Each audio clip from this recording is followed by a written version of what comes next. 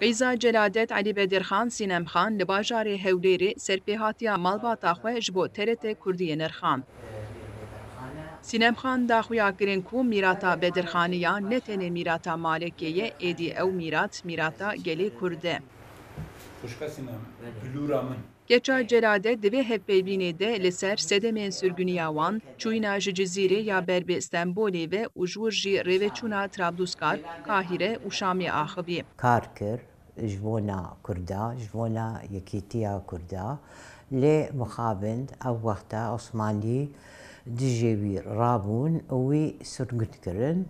Cara ewil wî sirgun kirin Stenbolê. Paşê wextê dîtin ku li Stenbolê dîsa xelk tên û diçin cem wî şandin Girîtê. Li Girîtê çend sal ma. Paşê hat Şamê û li Şamê emrê Xwedê kir. Her wiha Sînemxan di dîroka Kurdan de li ser giringiya Bedirxaniyan jî axivî.